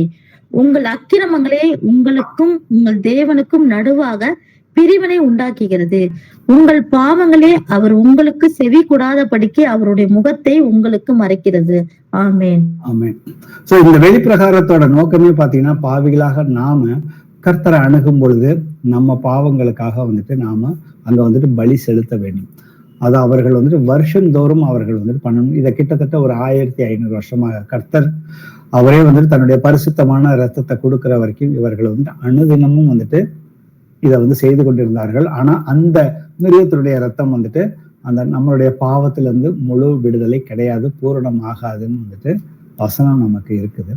அதுக்கப்புறம் வந்துட்டு கர்த்தர் வந்துட்டு அந்த பலி செலுத்துறதுக்குரிய அந்த பலிபீடத்தை எப்படி செய்ய சொன்னார் அப்படிங்கிறதுக்கு ஒரு சில வசனங்களை வாசிச்சு பார்ப்போமே. யாத்திராகமம் 27:1-8 வரைக்கும் உள்ள வசனம். 5 முழ நீளமும் 5 முழ அகலமுமாக சீத்திம் மரத்தால் பலிபீடத்தையும் உண்டு பண்ணுவாயாக. அது சதுரமும் 3 முழ உயரமுமாய் இருப்பதாக. அதன் 4 மூலைகளிலும் 4 கொம்புகளையும் உண்டாக்குவாயாக. அதன் கொம்புகள் அதனோடே ஏகமாய் இருக்க வேண்டும். அதை வெண்கல தகட்டால் மூட வேண்டும். அதன் சாம்பலை எடுக்கத்தக்க சட்டிகளையும் கரண்டிகளையும் கிண்ணங்களையும் முள் துருடுகளையும் நெருப்பு சட்டிகளையும் உண்டாக்குவாயாக. அதன் பனிமூட்டைகளை எல்லாம் வெண்கலத்தால் பண்ணுவாயாக. வலை பின்னல் போன்ற ஒரு வெண்கல சல்லடையை பண்ணி அந்த சல்லடையின் 4 மூலைகளிலும் 4 வெண்கல வளையங்களை உண்டாக்கி அந்த சல்லடை பலிபீடத்தின் பாதி உயரத்தில் இருக்கும்படி அதை தாள பலிபீடத்தின் சுற்றடைப்புக்கு கீழே வைப்பாயாக. பலிபீடத்துக்கு சீத்திம் மரத்தால் தண்டுகளை பண்ணி அவைகளை வெண்கல தகட்டால் மூடுவாயாக. பலிபீடத்தை சுமக்கத்தக்க அந்த தண்டுகள் அதன் 2 பக்கங்களிலும் வளையங்களிலும் பாய்ச்சப்பட்டு இருக்க வேண்டும். அதை உள்ளே வெளிவிட்டு பலகைகளினாலே பண்ண வேண்டும். மழையில் உனக்கு காண்பிக்கப்பட்டபடியே அதை பண்ண கடவார்கள். ஆமேன். ஆமேன். ஸோ இந்த இடத்துல பார்த்தீங்கன்னா இந்த பலிபீடம் வந்துட்டு ஒரு மரத்துல செய்ய சொல்றாரு. அந்த மரத்துல என்ன அளவுங்கிறதையும் கர்த்தர் வந்து கொடுத்துட்டாரு. அதன் மேல வந்துட்டு பார்த்தீங்கன்னா வெண்கலத்தால வந்துட்டு எல்லாமே வந்துட்டு அந்த மரத்தை சுத்தி இருக்கணும். முழுக்க முழுக்க அதுல இருக்கிற அந்த கரண்டில இருந்து எல்லா விஷயங்களுமே வந்துட்டு வெண்கலத்துல தான் இருக்கணும். இது வந்துட்டு வெளிப்புறத்துல ஆடை வெட்டினதுக்கு அப்புறம் ஆடையோ மாடையோ வெட்டினதுக்கு அப்புறம் அங்கே இருக்கிற அந்த பலிபீடம். லேவியர்ல 17:11 வாசிப்போமே. மாம்சத்தின் உயிர் இரத்தத்தில் இருக்கிறதே. நான் அதை உங்களுக்கு பலிபீடத்தின் மேல் உங்களை ஆத்துமாக்களுக்காக பாவ நிவர்த்தி செய்யும்படிக்கு கட்டளையிட்டேன். ஆத்மாவிற்காக பாவ நிவர்த்தி செய்கிறது இரத்தமே. ஆமென். அதே போல பாத்தீங்கன்னா அதுக்கு கீழே வந்து 14வது வசனத்திலையும் பாத்தீங்கன்னாக்க சகல மாம்சத்துக்கு ரத்தம் உயிராக இருக்கிறது, இரத்தம் ஜீவனுக்கு சமானம் ஆகையால் எந்த மாமிசத்தின் ரத்தத்தையும் நாம வந்துட்டு புசிக்க கூடாதுன்னு வந்துட்டு கர்த்தர் வந்து சொல்லியிருக்கிறாரு. ஆனா வந்துட்டு மனிதர்கள் மட்டும்தான் வந்துட்டு தேவனுடைய சாயலாக இருக்கிறார்கள். அப்ப மனிதர்களுடைய பாவத்திற்காக வந்துட்டு இங்க வந்துட்டு மனிதர்களுடைய பாவத்திற்காக எதற்காக வந்துட்டு அவர் வந்து இந்த பலி செலுத்த சொல்றாருன்னா ஆத்மாவுக்காக பாவ நிவர்த்தி செய்யும்படி கட்டளையிட்டு இருக்கேன்னு வந்து சொல்லியிருக்காரு. அப்ப கர்த்தர் வந்துட்டு இந்த பலியை இப்படிதான் வந்துட்டு செலுத்தணும் அப்படின்னு சொல்லியிருக்காரு. அதுக்கு அடுத்தது பாத்தீங்கன்னாக்க இந்த பலி செலுத்துவதன் மூலியமா நமக்கு வந்துட்டு இதை வந்து ரோமர்ல 7வது அதிகாரத்துல பவுல் வந்து சொல்லியிருப்பாரு. இந்த நியாயப்பிரமாணம் அதுல இருந்த கட்டளைகளும் பிரமாணங்களையும் நான் வந்து என்ன கத்துக்கிட்டேன்னாக்க பாவம் 7வது அதிகாரத்துல 7வது வசனத்துல ஆகையால் என்ன சொல்லுவோம், நியாயப்பிரமாணம் பாவமோ அல்லவே, பாவம் இன்னதென்ற நியாயப்பிரமாணத்தினால் நான் அறிந்தேன் நன்றி, மற்றபடி நான் அறியவில்லை. இச்சையாதிருப்பாயாக என்ற நியாயப்பிரமாணம் சொல்லாதிருந்தால் இச்சை பாவம் என்று அறியாமல் இருப்பேன் வந்துட்டு சொல்லியிருக்கிறாரு. அந்த பழைய ஏற்பாட்டுல 1500 வருஷமா வந்துட்டு அவர்கள் கற்றுக்கொண்டது வந்து நியாயப்பிரமாணத்தின் மூலியமாக வந்துட்டு பாவம் என்ன, இது கர்த்தருக்கு பிடிக்காத காரியம்ங்கிறதான் வந்துட்டு கற்றுக்கொண்டார்களே வெளிய நியாயப்பிரமாணம் அவர்களை வந்துட்டு பூரணப்படுத்தவில்லைன்னா வந்துட்டு நமக்கு வந்து வசனம் வந்து சொல்லுகிறது. அதுக்கப்புறம் பாத்தீங்கன்னா அவர்கள் யாராவது வந்துட்டு ஏதாவது ஒரு பலியை கொண்டு வந்தாங்கன்னா ஆடையோ மாடையோ கொண்டு வந்தாங்கன்னாக்கா அது வந்துட்டு பழுதற்றதாதான் இருக்கணும்னு வந்து கர்த்தர் வந்துட்டு சொல்லியிருக்கிறாரு. அதுல வந்துட்டு நோய்வாய்ப்பட்டதையோ எதையாவது கொண்டு வந்துட்டு பலி செலுத்தினா அது அங்கீகரிக்கப்பட மாட்டாதுன்னு வந்து சொல்லியிருக்கிறார் கர்த்தர். அப்ப அதுதான் நமக்கு வந்து கர்த்தராகிய இயேசு கிறிஸ்து பாவம் இல்லாத, அவர் எந்த ஒருமே பாவமே செய்யல. அவருடைய சரீரம் வந்து பர்ஃபெக்டா பரிசுத்தமாக இருந்தது, அவர் ஆத்துமாவுமே பர்ஃபெக்டா இருந்தாரு, அவருடைய ஆவி என்றென்றைக்குமே வந்துட்டு பர்ஃபெக்டா இருந்ததுதான். அப்ப அவர் தன்மையே வந்துட்டு ஜீவ பலியா வந்துட்டு கொடுத்தாரு. சோ இப்ப இந்த இடத்துல பாத்தீங்கன்னா இன்னைக்கு அதுக்குதான் வந்து வசனம் வந்து வாசிப்போமே. 1 பேதுருல 1:18-19. உங்கள் முன்னோர்களால் பாரம்பரியமாய் நீங்கள் அனுசரித்து வந்த வீணான நடத்தை நின்று அழிவுள்ள வஸ்துகளாகிய வெள்ளினாலும் பொன்னினாலும் மீட்கப்படாமல் குற்றமில்லாத மாசற்ற ஆட்டுக்குட்டியாகிய கிறிஸ்துவின் விலையேற பெற்ற இரத்தத்தினாலே மீட்கப்பட்டீர்கள் என்று அறிந்திருக்கிறீர்களே. ஆமென். அப்ப நாம எல்லாரும் வந்துட்டு அந்த பரிசுத்தம் உள்ள அந்த ரத்தத்தினாலதான் நம்ம எல்லோருமே மீட்கப்பட்டிருக்கோம். நம்ம வந்துட்டு ஆடோ மாடோ அந்த ரத்தத்தினால நாம யாருமே மீட்கப்படலை. அது யாராலையுமே வந்துட்டு அந்த மீட்பை அடைய முடியாது. அவர்கள் பழைய ஏற்பாட்டிலையும் சரி நமக்கு இன்னைக்கு பாடமா இருக்கிற 2 பேத்துக்குமே யூதர்களுக்கும் சரி நம்ம புறஜாதியர்களுக்குமே வந்துட்டு அந்த கட்டளைகள் மூலம் வந்துட்டு பாவம் என்னதென்ற அறிவு மட்டும்தான் வந்துட்டு பெற்றுக்கொண்டோம். அதிலிருந்து எப்படி விடுதலைனாக்கா கர்த்தராகிய இயேசு கிறிஸ்துவின் அவருடைய பலி ஒண்ணுதான் வந்துட்டு அதை நாம ஏற்றுக்கொள்ளும் போது நம்மளுக்கு வந்துட்டு விடுதலை வந்துட்டு கொடுக்கிறது. அதுக்கு அடுத்து பாத்தீங்கன்னா இந்த பலிபீடத்துக்கு அடுத்தாப்புல பாத்தீங்கன்னாக்க வெண்கலத்தால் கர்த்தர் வந்துட்டு ஒரு தொட்டியை வந்துட்டு செய்ய சொன்னாரு. இதுவும் வெளிப்புறத்துலதான் இருக்கும். இது எங்கன்னா இருக்கும்னாக்க அந்த ஆசரிப்பு கூடாரத்துக்குள்ள பரிசுத்த ஸ்தலத்துக்கு போறதுக்கு முன்னாடியும் பலிபீடத்துக்கும் நடுவுல வந்துட்டு அந்த தொட்டியை வந்துட்டு வச்சிருக்க சொல்லியிருப்பாரு. அந்த தொட்டியில வந்துட்டு முழுக்க வந்துட்டு தண்ணி இருக்கு. அதை வாசிப்போமே ஒரு 3 வசனங்களை. யாத்திராகமத்துல 30:18-21. கழுவுகிறதற்கு வெண்கலத்தால் ஒரு தொட்டியையும் வெண்கலத்தால் அதன் பாதத்தையும் உண்டாக்கி அதை ஆசரிப்பு கூடாரத்திற்கும் பலிபீடத்திற்கும் நடுவே வைத்து அதிலே தண்ணீர் வார்ப்பாயாக. அதனிடத்தில் ஆரோனும் அவன் குமாரரும் தங்கள் கைகளையும் தங்கள் கால்களையும் கழுவக் கடவர்கள். அவர்கள் ஆசரிப்பு கூடாரத்திற்குள் பிரவேசிக்கும் போதும் கர்த்தருக்கு தகனத்தை கொளுத்தவும் பலிபீடத்தினிடத்தில் ஆராதனை செய்யவும் சேரும் போதும் அவர்கள் சாகாதபடிக்கு தண்ணீரினால் தங்களை கழுவக் கடவர்கள். அவர்கள் சாகாதபடிக்கு தங்கள் கைகளையும் தங்கள் கால்களையும் கழுவக் கடவர்கள். இது தலைமுறை தோறும் அவனுக்கும் அவன் சந்ததியாருக்கும் நித்திய கட்டளையா இருக்கும் என்றார். ஆமென். இப்ப இங்க இருக்கிற அங்க ஆசாரியர்கள் வந்துட்டு அவர்கள் பரிசுத்த ஸ்தலத்துக்கு போய் அந்த பரிசுத்த ஸ்தலத்துல அவர்கள் தூபம் காட்டுறத, ஜெபம் பண்ண வேண்டிய அந்த காரியங்களை செய்யறதுக்கு முன்னாடி அவர்கள் தங்களை தாங்களே பரிசுத்தம் பண்றதுக்காக அவர்கள் தங்களுடைய கைகளையும் கால்களையும் ஒவ்வொரு முறையும் கழுவிக்கிட்டு தான் அவர்கள் உள்ளே போகணும்னு சொல்லியிருக்கிறாரு.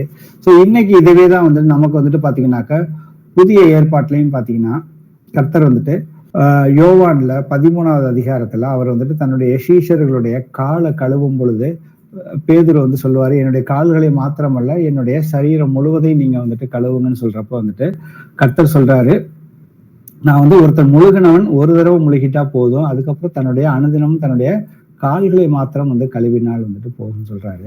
அப்ப கர்த்தரை நாம சொந்த ரட்சகராக ஏற்றுக்கொண்டதுக்கு அப்புறம் நாம அவர் பரிசுத்தம் உள்ள தேவன், அவரோட நாம அவரோட உறவு நம்ம ஆவியில அவரோட நம்ம ஜெபத்துல போகும் பொழுது நம்ம ஆத்துமால ஏதாவது ஒரு கரைதிரை ஏதாவது இருந்துச்சுனாக்க நாம அவருடைய ரத்தம் சகல பாவங்களையும் சுத்திகரிக்குது. அதுதான் நமக்கு 1 யோவான்ல முதல் அதிகாரத்திலையும் சரி 2வது அதிகாரத்திலையும் நீங்க படிச்சு பாத்தீங்கன்னாக்க நமக்கு பாவம் இல்லை என்போமானால் நம்ம நம்மை நாமே வஞ்சிக்கிறவர்களாக இருக்கிறோம். நாம் நம்முடைய பாவங்களை அறிக்கையிட்டால் நம்முடைய பாவங்களை மன்னிப்பதற்கு அவர் உண்மையும் நீதியும் உள்ளவராக இருக்கிறார்னு சொல்லிட்டு அதோட கண்டினியூஷன்ல பாத்தீங்கன்னாக்க ஒருவன் பாவம் செய்வானானால் நீதிபரராய் இருக்கிற இயேசு கிறிஸ்து நமக்காக பிதாவிடத்தில் பரிந்து பேசுகிறார், நம்முடைய பாவங்களை நிவர்த்தி செய்கிற கிருபாதார பலியே அவரே நமக்கு வசனம் இருக்குது. இதே வசனம் இன்னொரு இடத்துல பாத்தீங்கன்னாக்கா 2 தீமோத்தேயுல 2:21 ஆகையால் ஒருவன் இவைகளை விட்டு தன்னை சுத்திகரித்து கொண்டால் அவன் பரிசுத்தமாக்கப்பட்டதும் எஜமானுக்கு உபயோகமானதும் எந்த நற்கிரிகைக்கும் ஆயத்தமாக்கப்பட்டதுமான கனத்துக்குரிய பாத்திரவானாய் இருப்பான். சோ பழைய ஏற்பாட்டுல பாத்தீங்கன்னாக்கா அந்த ஆசாரியன் அவன் கையையும் காலையும் கழுவிட்டு தான் அந்த பரிசுத்த ஸ்தலத்துக்குள்ள உள்ள போகணும். அதே போலதான் இன்னைக்கு நாமளும் நம்முடைய ஜபங்கள் எப்போ கேட்கப்படும், ஒருத்தன் பாவத்தோட பாவிகளாக இருக்கிற ஒருத்தனுக்கு தேவன் செவி கொடுக்க மாட்டார்னு சொல்லி யோவான் 9:31 சொல்லுது. அப்ப எதற்காக கர்த்தர் ஒவ்வொரு விஷயத்தையும் இவ்வளவு எல்லாமே கர்த்தராகி அந்த ஆசரிப்பு கூடாரம் முழுவதும் அந்த வெளிப்புறம் எல்லாமே கர்த்தராகி இயேசு கிறிஸ்துவ தான் குறிக்குது. அதை தான் முழுக்க கர்த்தரே நிறைவேற்றினார். அதுக்கப்புறம் பாத்தீங்கன்னாக்கா பரிசுத்த ஸ்தலத்துக்குள்ள போகிறப்ப உள்ள போனோடனே அந்த பரிசுத்த ஸ்தலத்துக்கு 3 பொருட்களை நம்ம பார்க்க முடியும். முதல் பாத்தீங்கன்னாக்கா யாத்திராகமும் 25வது அதிகாரத்துல 31 வாசிங்க. பசும் பொன்னினால் ஒரு குத்து விளக்கை உண்டாக்க. ஆமென் ஆமென். அதுக்கப்புறம் லேவியர்ல 24:2-3 வாசிங்க. குத்து விளக்கு எப்பொழுதும் எரிந்து கொண்டிருக்கும்படி அதற்காக இடித்து பிழிந்த தெளிவான ஒலிவ எண்ணெயை இஸ்ரவேல் புத்திரர் உன்னிடத்தில் கொண்டு வரும்படி அவர்களுக்கு கட்டளையிடு. ஆசாரிப்பு கூடாரத்தின் சாட்சி சன்னியும் திரைக்கு வெளிப்புறமாக ஆரோன் அதை எப்போதும் சாயங்காலம் தொடங்கி விடியற்காலம் மட்டும் கர்த்தருடைய சந்தனில் எரியும்படி ஏற்ற கடவன். இது உங்கள் தலைமுறை தோறும் சொல்ல வேண்டிய நித்திய கட்டளை. ஆமென். இப்ப பாத்தீங்கன்னா இந்த பரிசுத்த ஸ்தலத்துக்குள்ள பாத்தீங்கன்னா அவர் எல்லாமே வந்துட்டு இனிமே வந்து தங்கத்தாலதான் இருக்கிற பொருட்களை தான் நாம வந்துட்டு பார்க்க போறோம். அதுல பாத்தீங்கன்னா முதல் வந்துட்டு குத்து விளக்கு.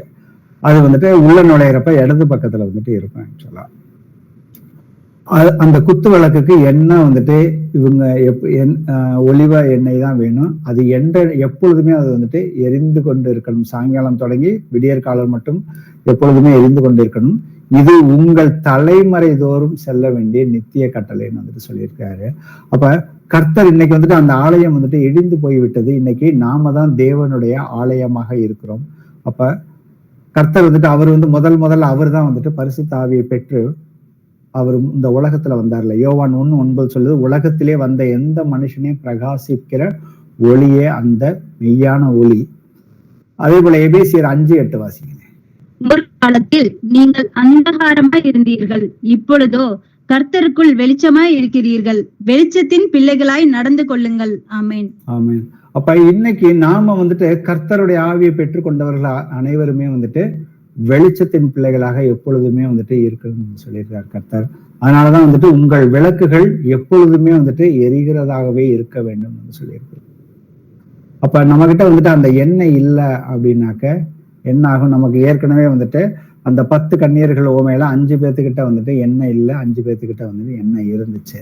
அப்ப நாம எப்பொழுதுமே வந்துட்டு ஆவியில வந்துட்டு அனலா இருக்கிற பிள்ளைகளாக இருக்கணுங்கிறதுதான் வந்துட்டு கர்த்தருடைய சித்தமாக இருக்குது. சோ இந்த விஷயத்தையும் பாத்தீங்கன்னா வெளிப்படுத்தின விசேஷத்துல முதல் அதிகாரத்துல 12-13 வாசிப்போம். அப்பொழுது என்னுடனே பேசின சத்தத்தை பார்க்க திரும்பினேன். திரும்பின பொழுது 7 பொன் குத்துவிளக்குகளையும் அந்த 7 குத்துவிளக்குகளின் மத்தியிலே நிலையங்கி தரித்து மார்வரிகே பொற்கச்சை கட்டியிருந்த மனுஷகுமாரனுக்கு ஒப்பானவரையும் கண்டேன். ஆமென். ஆமென். அப்ப இந்த இடத்துல பாத்தீங்கன்னாக்க அவர் வந்துட்டு அந்த குத்து விளக்குக்கு அந்த மத்தியில தான் வந்துட்டு கர்த்தர் வந்துட்டு இருக்கிறாரு. அங்க நான் பாத்தீங்கன்னாக்கா அந்த 7 குத்து விளக்குகளுக்குரிய ரகசியத்தை வந்துட்டு 20வது வசனத்துல சொல்லுவாரு. நீ கண்ட அந்த 7 குத்து விளக்குகளும் வந்துட்டு 7 சபைகளாம். இந்த சபைங்கிறது யாரு? ஆத்துமாக்கள் வந்துட்டு ஒன்றாக, ஆத்துமாக்கள் தான் வந்துட்டு சபை. எங்கு 2 அல்லது 3 என் நாமத்தினால கூடுகிறார்களோ அங்கே நான் இருக்கிறேன்னு வந்துட்டு கர்த்தர் வந்து சொல்லியிருக்காரு. அந்த சரீரமாகிய சபை. அப்ப அந்த விளக்குகள் அதோட நிழலுக்கும் நெஜத்துக்கும் நாம வந்துட்டு அந்த வித்தியாசத்தை வந்துட்டு புரிஞ்சுக்கிட்டு நாம வந்துட்டு நெஜத்துல இருக்கிறோம். அப்ப நெஜத்துல நம்மளுடைய விளக்குகள் எப்பொழுதுமே எரிந்து கொண்டு இருக்கிறதா அப்படிங்கிறத நாமே வந்துட்டு நிதானிச்சு பார்ப்போம். அதே போல வந்து வலதுபுறத்துல பாத்தீங்கன்னாக்க நமக்கு இப்ப நேரம் வந்து கம்மியா இருக்கிறதுனால நம்ம அதுக்குண்டான பொருட்கள் அந்த வசன நம்பரை மட்டும் சொல்றேன். அதுக்கப்புறம் அதை கொஞ்சம் வேகமா வந்துட்டு கடந்து செல்வோம். ஒரு மேஜையை வந்துட்டு கர்த்தர் யாத்திராகமம் 25வது வசனத்துல பாத்தீங்கன்னாக்க 25ல 23 முதல் 30 வரைக்கும் வந்துட்டு ஒரு மரத்தினால ஒரு மேஜையை செய்ய சொல்லி அதுல உள்ள தட்டுகள் அந்த மேஜையை முழுக்க வந்துட்டு தங்க தகடுகளால வந்துட்டு அவர் வந்துட்டு பொறிச்சு அந்த தட்டில் மேல வந்து பாத்தீங்கன்னாக்க 12 தேவ சமூகத்தை அப்பங்களை வந்துட்டு வைக்க சொல்றாரு.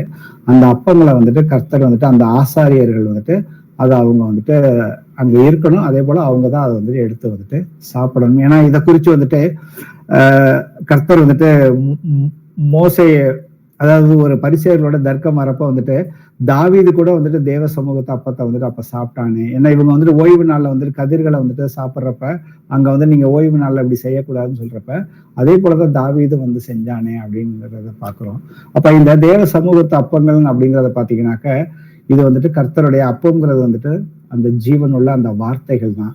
இந்த ஜீவனுள்ள வார்த்தைகள் மூலம் மனுஷன் வந்து அப்பத்தினால் மாத்திரமல்ல தேவனுடைய ஒவ்வொரு வார்த்தையினாலும் வந்துட்டு பிழைப்பான். உன் சுய புத்தியின் மேல் சாயாமல் நீ வந்துட்டு கர்த்தருடைய சித்தம் என்னதென்று தெரிஞ்சு அவர்கிட்ட எல்லாத்தையும் ஒப்புவின்னு சொல்றாரு. அப்பொழுது உன் நடைகள் எல்லாம் வந்து கர்த்தர் வந்துட்டு வழிகளை வந்துட்டு காட்டுவார்னு சொல்லியிருக்கிறப்ப கர்த்தர் வந்துட்டு அவருடைய பிள்ளைகள் வந்துட்டு அவரை வந்துட்டு சார்ந்தே இருக்கணும் அப்படிங்கிறது ஒண்ணுதான் வந்துட்டு அவருடைய சித்தம். ஏன்னாக்கா அவருடைய ஆவியை பெற்றுக்கொண்டவர்கள் நாம யாரும் வந்துட்டு கர்த்தர் வந்து சுயாதீனத்தை கொடுத்திருக்கிறாரு. ஆனா அதே சமயத்துல நன்மையானதை நீ வந்துட்டு பற்றிக்கொள், தீமையை வந்துட்டு கர்த்தர் வெறுக்கிறாரு. அப்ப நாமளும் தீமையை வந்துட்டு வெறுப்பதற்கு கற்றுக்கொள்ள வேண்டும். அதுக்கப்புறம் அடுத்தது பாத்தீங்கன்னாக்க வெளிப்படுத்தின விசேஷத்துல 3:20 வாசிப்போம். இதோ வாசற்படியிலே நின்று தட்டுகிறேன். ஒருவன் என் சத்தத்தை கேட்டு கதவை திறந்தால் அவனிடத்தில் நான் பிரவேசித்து அவனோடு போஜனம் பண்ணுவேன், அவன் என்னோட போஜனம் பண்ணுவான். ஆமென். சோ கர்த்தர் ஒவ்வொருத்தருடைய இருதயத்துல நாம கர்த்தரை அறியாத காலத்துல நாம புறஜாதிகளா இருந்த சமயத்துல கர்த்தர் நம்மளுடைய இருதயத்தின் கதவை தட்டிக்கிட்டேதான் எப்பொழுதுமே இருந்தார்.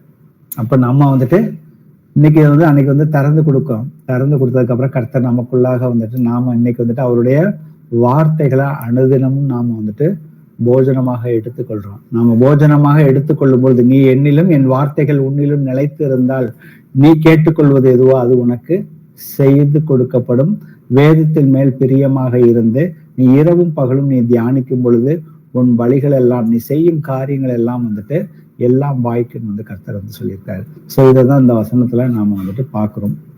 சோ அதனாலதான் நாம தேவனுடைய நீதியாகும்படி கர்த்தரே பாவம் அறியாத அவரே நமக்காக பாவமாக்கினார்னு சொல்லியிருக்கிற வசனத்தை நாம புரிந்து கொள்ளலாம். அந்த நிழலுக்கும் நிஜத்துக்கும் கர்த்தர் எவ்வளவு நம்மளுடைய சரீரத்தோட இதை ஒப்பிட்டு காட்டுறாருங்கிறத இன்னும் கொஞ்ச நேரத்துல பார்ப்போம். அதுக்கு அடுத்தது பாத்தீங்கன்னா அங்க தூபம் காட்டுகிறதுக்கு யாத்திராகமத்துல 30, இதை நோட் பண்ணிக்கோங்க, இதை படிக்க வேணாம், வசனம் பெருசா இருக்குது. 30வது அதிகாரத்துல 1-10 வரைக்கும் உள்ள வசனங்கள்ல தூபம் காட்டுகிறதற்கு ஒரு தூப பீடத்தை சீத்த மரத்தினால் உண்டாக்குவாயாக. அந்த தூப பீடத்தை முழுக்க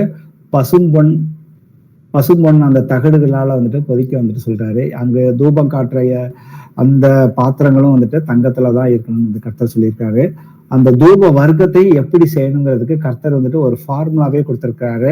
ஆனா அதை கொடுத்துட்டு கர்த்தர் சொல்வாரு, அதை நீ உன்னுடைய சரீரத்துக்கு நீ அதை எக்காரந்து கொண்டு அதை பயன்படுத்தக்கூடாதுன்னே சொல்லியிருக்காரு.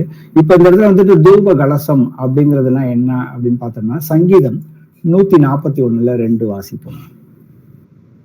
என் விண்ணப்பம் உமக்கு முன்பாக தூபமாகவும் என் கையெடுப்பு அந்தி பலியாகவும் இருக்க கடவது.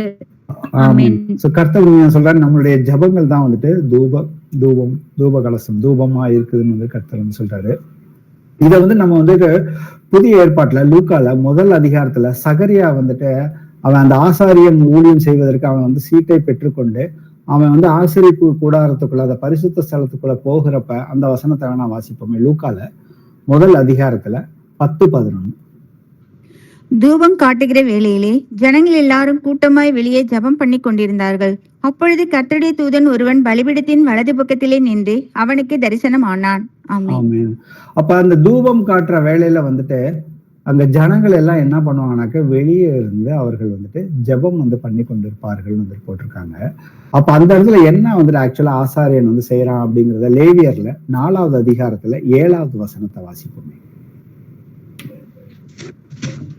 பின்பு ஆசாரியன் அந்த இரத்தத்திலே கொஞ்சம் எடுத்து ஆசாரிப்பு கூடாரத்திலே கர்த்தருடைய சந்நிதியில் இருக்கும் சுகுந்த தூப பீடத்து கொம்புகள் மேல் பூசி காளையினுடைய மற்ற இரத்தம் முழுவதையும் ஆசாரிப்பு கூடார வாசலுக்கு முன்பாக இருக்கிற தகன பலிபீடத்தின் அடியிலே ஊற்றி விட்டு. ஆமென். இப்ப இந்த இடத்துல பாத்தீங்கன்னாக்கா அங்க அந்த ரத்தத்தை கொண்டு அந்த தூப கலசத்துல 4 கொம்புகள் இருக்கும். அந்த சதுரமா இருக்கிற இடத்துல அந்த 4 கொம்புகள் மேல அந்த ரத்தத்தை அங்க பூசுறான். அப்ப அந்த தூபம் காட்டுற வேலையில முன்னாடி பார்த்தா தூபம் காட்டுற வேலையில ஜனங்கள் எல்லோருமே கூட்டமாய் வெளியே ஜெபம் பண்ணி கொண்டு இருந்தார்கள். அப்ப இன்னைக்கு நாமளும் பாத்தீங்கன்னாக்க அதான் யோவான்ல 9:31 சொல்லுது, பாவிகளுக்கு தேவன் செவி கொடுக்கிறது இல்லை என்று அறிந்திருக்கிறோம். ஒருவன் தேவ பக்தி உள்ளவனாய் இருந்து அவருக்கு சித்தமானதை செய்தால் அவனுக்கு செவி கொடுப்பார். அப்ப நாம நாம எல்லாருமே பாவிகள். அப்ப நம்ம அன்னைக்கு நிழலா இருந்தது பாத்தீங்கன்னாக்க அங்க அவருடைய ரத்தத்தை அங்க அந்த தூபம் காட்டுற இடத்துல அங்க வச்சுட்டு தான் அந்த 4 கொம்பு மேல பூசிட்டு தான் தூபம் காட்டுவாங்க. இன்னைக்கு நாம ஜபத்துக்கு போகிறப்ப பாத்தீங்கன்னாக்கா நாம நம்மளுடைய பாவங்கள் எல்லாம் முழுமையாக அறிக்கை செய்துட்டு நாம போனோம்னாக்க கர்த்தர் சொல்றாரு, நீதிமான்களுடைய ஜபங்களை எப்பொழுதுமே நான் கேட்பதற்கு தீவிரமாக இருக்கிறேன் கர்த்தர் சொல்றாரு.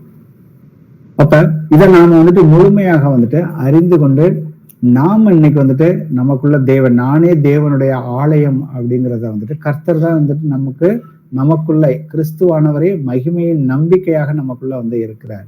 அதை நாம எப்பொழுதுமே விசுவசிக்கணும். அவருடைய பிரசன்னத்துல இருக்கிறோம். அவருடைய பிரசன்னத்துல நாம இருந்தோம்னாக்க அவர் நமக்கு அதிகாரத்தை, பிள்ளையாகக்கூடிய அதிகாரத்தை கொடுத்திருக்காரு, அந்த வல்லமையும் வந்துட்டு நமக்கு வந்துட்டு கொடுத்திருக்காரு. அதனாலதான் எபேசியர்ல 3:12 வாசிப்போம். அவரை பற்றும் விசுவாசத்தால் அவருக்குள் நமக்கு தைரியமும் திட நம்பிக்கையோட தேவனிடத்தில் சேரும் ஸ்லாக்கியமும் உண்டாயிருக்கிறது. ஆமென். ஆமென். அப்ப நாம அவர் மேல விசுவாசம் வைக்கிறோம். முந்தைய இப்போ அந்த பழைய ஏற்பாட்டு காலத்துல பாத்தீங்கன்னா ஆசாரியர்கள் மட்டும்தான் வந்துட்டு அந்த பரிசுத்த ஸ்தலத்துக்குள்ள போக முடியும். ஜனங்கள் எல்லோருமே அந்த பலியை செலுத்திட்டு அதோட அவங்க ஜெபம் பண்ணிட்டு அவங்க வெளியில போகணும். யாருமே வந்துட்டு அந்த பரிசுத்த ஸ்தலத்துக்குள்ள நுழையவே முடியாது. அதுக்கப்புறம் பாத்தீங்கன்னா மகா பரிசுத்த ஸ்தலத்துக்குள்ள எல்லா ஆசாரியர்களையும் உள்ள போக முடியாது. அதுக்கு போகிறதுக்கு பிரதான ஆசாரியர் மட்டும் வருஷத்துக்கு, ஏன்னா அங்க வந்து தேவனுடைய பிரசன்னம் வந்துட்டே இருக்கு, வருஷத்துக்கு ஒரு முறை தான் வந்துட்டு அந்த கிருபாசனத்துக்கு முன்னாடி வந்துட்டு போக முடியும். இததான் வந்துட்டு எபிரேயர்ல 4வது அதிகாரத்துல 16 வாசிப்போம். ஆதலால் நாம் இரக்கத்தை பெறவும் ஏற்ற சமயத்தில் சகாயம் செய்யும் கிருபையை அடையும் தைரியமாய் கிருபாசனத்தண்டையில் சேரக்கடவும். ஆமென். ஆமென். இதாவே இதோ என்னுடைய ஆவியை உம்முடைய கையிலே நான் வந்து ஒப்பு கொடுக்கிறேன்னு சொன்னதுக்கு அப்புறம் பாத்தீங்கன்னாக்க அந்த மகா பரிசுத்த ஸ்தலத்துக்கு போகக்கூடிய அந்த திரைச்சீலை வந்துட்டு 2ஆக மேல் தொடங்கி கீழே வரைக்கும் வந்துட்டு கிழிந்ததுன்னு வந்துட்டு பார்த்தோம்.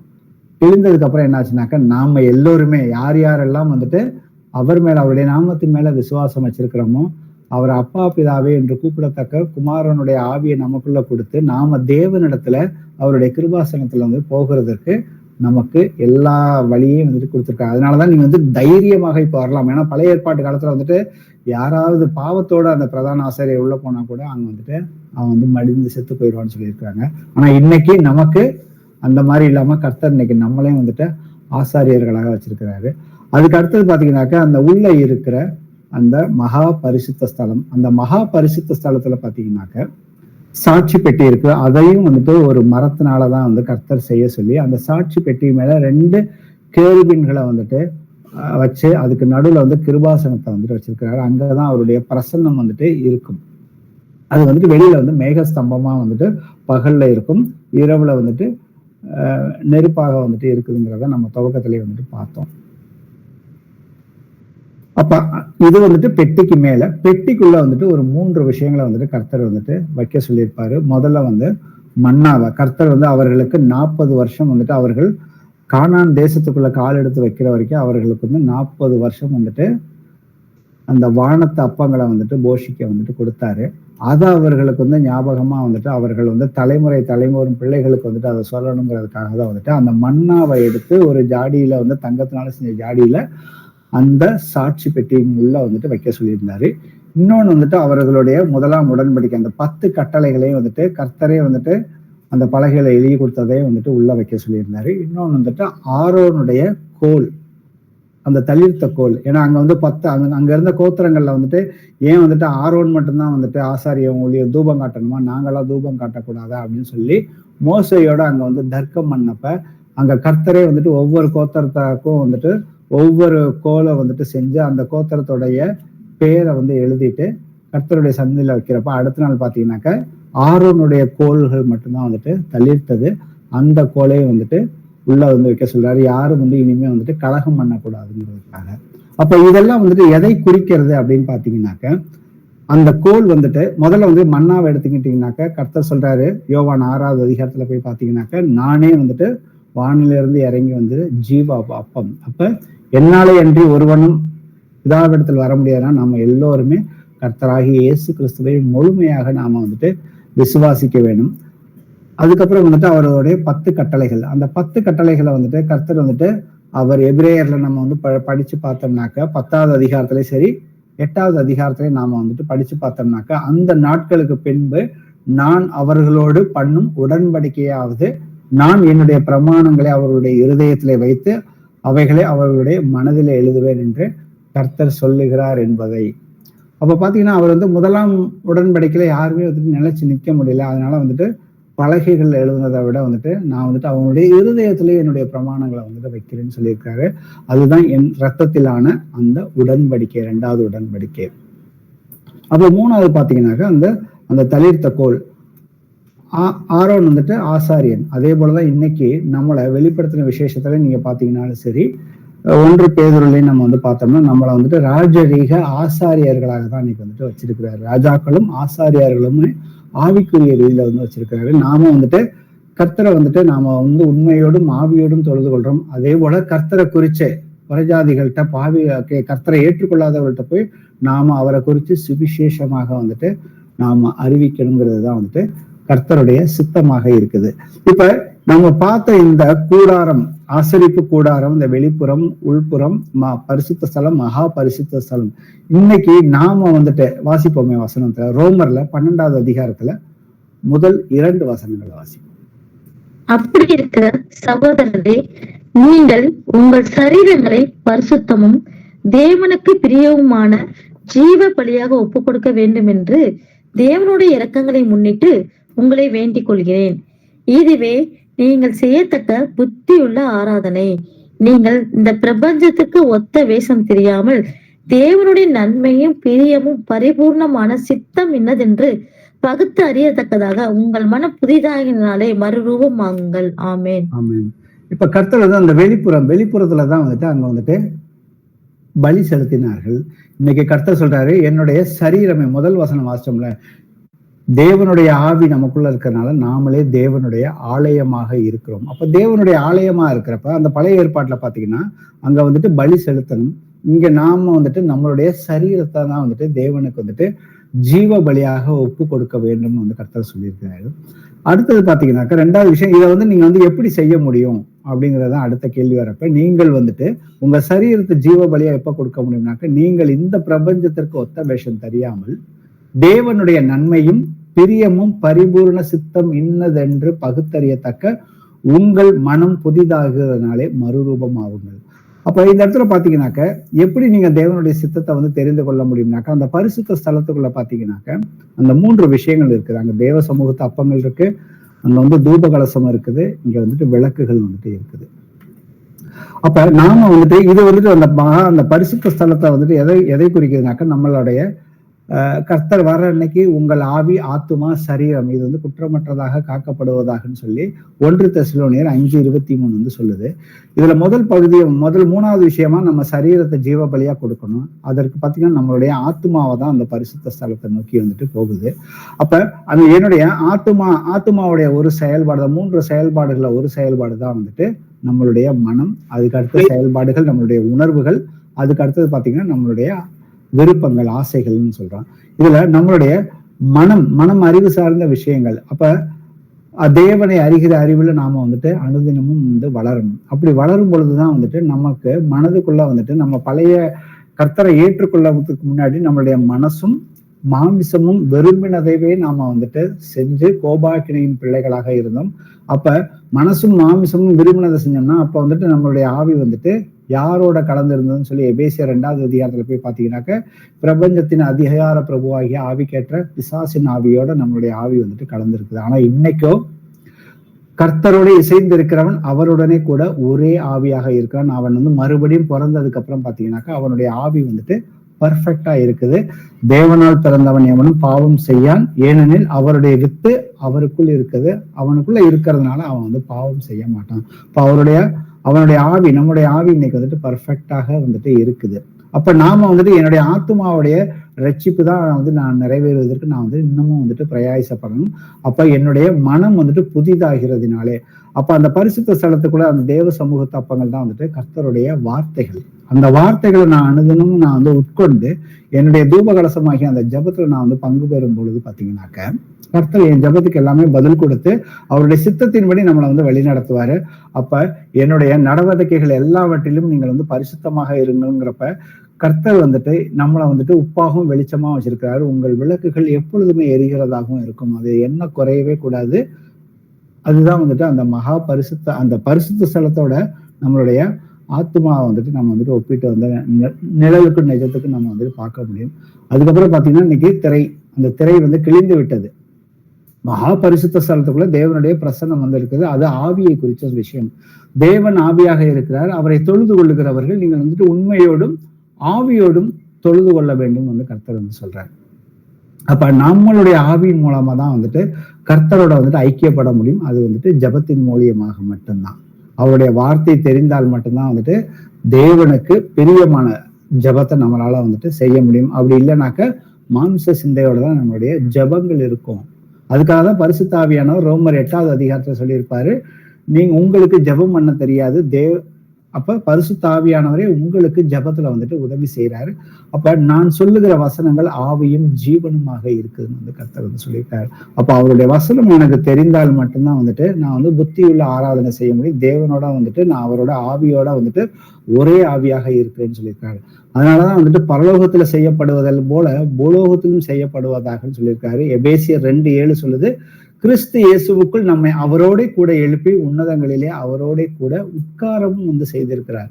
அப்ப நாம அவரோட ஒரே ஆவியில் ஐக்கியமா இருந்தோம்னாக்க எப்படி வந்துட்டு கர்த்தராகி இயேசு கிறிஸ்து தன்னுடைய பிதாவோட எப்பொழுதுமே ஜபத்துல ஐக்கியமாக இருக்கிறாரோ, எல்லா நேரத்திலயும் ஜபத்துல இருந்தாரு. அதனாலதான் அவர் வந்து பிசாசின் கிருமிகளை அழிக்கவும் வந்தாரு. அதுக்கப்புறம் வியாதி உள்ளவர்களை எப்பொழுதுமே சுகமாக்கி எப்பொழுதுமே வந்து சுவிசேஷத்தை அறிவித்து சுற்றி திரிந்தார்னு வந்துட்டு போற இடத்துல எல்லாம் இருந்தது. அதே போலதான் இன்னைக்கு நாமும் அவருடைய சித்தம் அறிந்து கர்த்தர் நமக்கு அதுக்குரிய அதிகாரத்தையும் வல்லமையும் வந்துட்டு கொடுத்திருக்கிறாரு. அப்ப அதே தான் நாமளும் வந்துட்டு செய்யணுங்கிறது கர்த்தருடைய சித்தமாக இருக்கிறது. கர்த்தர் வந்து அதற்கான எல்லா பிரதிபலன்களையும் நமக்கு வந்துட்டு கர்த்தர் வந்துட்டு அவருடைய நித்திய ஜீவனுக்குள்ள நாம போகும் பொழுது நமக்கு எல்லா ரிவார்ட்ஸையும் கொடுக்கிறாரு. நமக்கு அநேக ஓமைகள் வழியாக கர்த்தர் வந்துட்டு விளக்கி சொல்லியிருக்காரு. கர்த்தர் வரும்பொழுது கண்டிப்பா வந்துட்டு கணக்கு கேட்பாரு. அது வரைக்கும் நம்மளுடைய விளக்குகள் எப்பொழுதுமே எரிகிறதாக இருக்கணும். இப்ப நம்ம வந்துட்டு இன்னைக்கு வந்து பார்த்தது பாத்தீங்கன்னாக்கா பழைய ஏற்பாட்டுல இருந்த அந்த ஆசரிப்பு கூடாரம், அந்த தேவாலயம் எப்படி இன்னைக்கு நம்மளுடைய சரீரமாக நம்மளுடைய ஆவி ஆத்மா சரீரம் வந்துட்டு அந்த வெளிப்புறம் பரிசுத்த ஸ்தலம் மகா பரிசுத்த ஸ்தலத்தோட வந்துட்டு நிஜத்துக்கு நிழலுக்கு உள்ள அந்த காரியங்களை குறித்து நம்ம வந்துட்டு ஆராய்ச்சி பண்ணி பார்த்தோம். அதனாலதான் வந்து கர்த்தர் சொல்றாரு, நீங்களே தேவனுடைய ஆலயமாக இருக்கிறீர்களோ என்று, தேவனுடைய ஆவி உங்களில் வாசமாய் இருக்கிறது என்று அறியீர்களா? ஒருவன் தேவனுடைய ஆலயத்தை கெடுத்தால் அவனை தேவன் கெடுப்பார். தேவனுடைய ஆலயம் பரிசுத்தமாக இருக்கிறது, நீங்களே அந்த ஆலயம். அப்ப கர்த்தர் வந்துட்டு இன்னைக்கு நமக்கு தெரியாத ஒரு சில விஷயங்களை வந்துட்டு நமக்கு கத்துக் கொடுத்திருக்காரு. இதை வந்து நாம தெரிந்து கொண்ட சத்தியத்தோட வந்துட்டு நம்மளுடைய ஆவி ஆத்மா சரீரம் வந்துட்டு கர்த்தர் வர அன்னைக்கு பரிசுத்தமாக காக்கப்பட்டு எல்லோருமே மறுரூபமாக வேண்டும் என்று இந்த இறுதி ஜபத்தோட இந்த பைபிள் ஸ்டடியை நிறைவு செய்வோம். Price the Lord brothers and sisters. எங்கள் கர்த்தராகிய இயேசுவே, உம்மை போற்றுகிறோம், உம்மை வாழ்த்துகிறோம், உம்மை ஆராதிக்கின்றோம், உமக்கு மகிமை செலுத்துகிறோம். நீர் நல்லவர், பரிசுத்தம் உள்ளவர். நீங்கள் எங்களை உம்முடைய பரிசுத்தத்திற்கே நீங்கள் அழைத்து எங்களை இந்நாள் வரைக்கும் உம்முடைய வார்த்தைகளினாலே எங்களை வழிநடத்தி வந்தமைக்காக நாங்கள் உமக்கு நன்றி செலுத்துகிறோம். அப்பா தகப்பனே, இதோ பழைய ஏற்பாட்டுல இருந்த ஆலயம் வந்துட்டு நிழல், புதிய ஏற்பாட்டுல நானே தேவனுடைய ஆலயமாக இருக்கிறேன். கிறிஸ்துவானவர் மகிமையின் நம்பிக்கையாக எனக்குள் இருப்பதே அந்த ரகசியம்னு சொல்லி இன்னைக்கு எங்களுக்கு வந்துட்டு எல்லா காரியங்களையும் வந்துட்டு மேலோட்டமாக எங்களுக்கு நாங்க தெரிந்து கொள்வதற்கு இந்த 1 மணி நேரத்துல வந்துட்டு நீங்க வந்துட்டு வசனங்களை கொடுத்தீங்கப்பா. இந்த வசனங்களை எல்லாத்தையும் நாங்க வந்து தியானிச்சு எப்பொழுதுமே இனி வரும் நாட்கள்ல ஒவ்வொரு நாளும் வந்துட்டு எங்கள் விளக்குகள் எப்பொழுதுமே எரிந்து கொண்டு இருப்பதற்கு, நாங்கள் வந்து மற்றவர்களுக்கு ஜபத்துல வந்துட்டு உறுதியாக இருப்பதற்கும், அதே போல ஊழியத்துல வந்துட்டு ஆவியிலே அனலாக இருந்து கர்த்தரை குறிச்சு யார் யாருக்கெல்லாம் வந்துட்டு நீங்க வந்துட்டு வாசல்களை திறந்து கொடுக்குறீங்களா ஆண்டவரே அப்பா, நாங்க அவர்களுக்கு வெட்கப்படாமல் நாங்க வந்துட்டு சுவிசேஷத்தை சொல்லவும் அவர்களுக்கு நற்கிரிகளை செய்வதன் மூலியமா இலவசமாய் பெற்றதை இலவசமாக கொடுங்கன்னு சொல்லியிருக்கீங்கப்பா. பரிசுத்த ஆவியானவர் எங்களுக்குள்ள இருக்கும் பொழுது அந்த எல்லா வல்லமையும் இருக்குதப்பா. அதை நாங்க சரியாக வந்துட்டு உண்மை அறிகிற அறிவில வளர்ந்து நாங்கள் கடுகு அளவு விசுவாசம் இருந்தால் மலையை பெயர்க்கக்கூடிய அந்த வல்லமை வந்துட்டு இருக்குதுன்னு சொல்லியிருக்கீங்கப்பா. அதை நாங்க வந்துட்டு எங்க ஆவியில வந்துட்டு அதை வந்துட்டு நாங்க வந்து முழுமையாக உணர்ந்து அதை வந்துட்டு கிருகையில வெளிப்படுத்துவதற்கு நீர் இங்க இருக்கிற ஒவ்வொருவருக்கும் உதவி செய்யும்படியாக நாங்கள் இந்த நேரத்தில் ஜெபிக்கிறோம் அப்பா. இதோ இந்த கூடுகையில கலந்து கொண்ட ஒவ்வொரு சகோதரனும் சகோதரியுமே கர்த்தராகிய இயேசு கிறிஸ்துவின் நாமத்தினால அவர்களை வந்துட்டு ஆசீர்வதிக்கிறோம் அப்பா. சத்தியத்தை அறிவீர்கள், சத்தியம் வந்துட்டு உங்களுக்கு விடுதலை கொடுக்குன்னு சொல்லியிருக்கீங்கப்பா. இங்க வந்திருக்கிற அனைவருமே வந்துட்டு அப்பா உங்களுடைய சத்தியத்தினால வந்துட்டு விடுதலை வந்துட்டு இன்னும் யாரையும் அடையாமல் இருந்தா அப்பா, இன்னைக்கு கேட்ட வசனங்கள் மூலியமாக அவர்கள் வந்துட்டு உண்மை அறிகிற அறிவில வளர்ந்து அப்பா உங்களுடைய சித்தம் அறிந்து எப்படி ஜெபம் பண்ண வேண்டும், மாமிச சிந்தையோடு ஜெபம் பண்ணாமல் அப்பா ஆவிக்கேற்றபடி ஆவிக்குரியவர்களோட சம்பந்தப்படுத்திய அந்த எளிமையான ஜெபத்தை செய்து அப்பா நீர் தந்த அந்த எல்லா ஆசீர்வாதங்களும் வந்து கர்த்தராகிய இயேசு கிறிஸ்துவுக்குள்ளாக ஆமென்றும் இருக்குதப்பா. அதை சுதந்திரித்துக் கொண்ட பிள்ளைகளாக இருந்து அவர்கள் குடும்பத்தாரோடு வந்துட்டு எப்பொழுதுமே கர்த்தருக்குள்ள வந்துட்டு சந்தோஷமாக இருந்து உமது வருகையின் போது எல்லோருமே எடுத்துக்கொள்ளப்படும் சொல்லி நாங்கள் இந்த நேரத்தில் ஜெபிக்கிறோம் அப்பா. இதற்கு எதிராக எங்களுக்கு எதிராகவும் எங்களுடைய சபையாருக்கு எதிராகவும் செயல்படுகிற எல்லா பொல்லாத பிசாசையும் சாத்தானையுமே கர்த்தராகிய இயேசு கிறிஸ்துவின் நாமத்தினால இப்பொழுதே கடிந்து கொண்டு வெளியே போய் என்று கட்டளை இடுகிறோம். இயேசுவே ஜீவனுள்ளவரே, அதே போல இங்க வந்துட்டு யாருக்காவது வந்துட்டு அவங்களுடைய சரீரத்துல ஏதாவது ஒரு நோய்களோ, அவர்களுக்கு என்ன நோய்களா இருந்தாலும் சரியப்பா, அவங்க தலை முதல் பாதம் வரைக்கும் வந்துட்டு இயேசு கிறிஸ்துவின் நாமத்துல அந்த வல்லமையுள்ள நாமத்தினால அந்த நோய்களை கொண்டு வருகிற எல்லா அசுத்தாவையும் பிசாசையுமே இயேசு கிறிஸ்துவின் நாமத்தினாலே இப்பொழுதே அவர்களை விட்டு வெளியே போய் என்று கட்டளை இடுகிறேன். ஆமீன். இயேசுவே ஜீவனுள்ளவரே, அப்பா உங்களுடைய மன்னாவை கொடுத்திருக்கீங்கப்பா, அந்த மன்னாவை நாங்க வந்துட்டு எப்பொழுதுமே புசிக்கிற பிள்ளைகளாக இருப்பதற்கு எங்களுக்கு உதவி செய்யும்படியாக இயேசு கிறிஸ்துவின் நாமத்தினால எங்களுடைய எல்லா ஜெபத்தையுமே ஏறெடுத்து கேட்கிறோம் ஜீவனுள்ள நல்ல பிதாவே. ஆமென். Praise the lord. Praise the lord sister.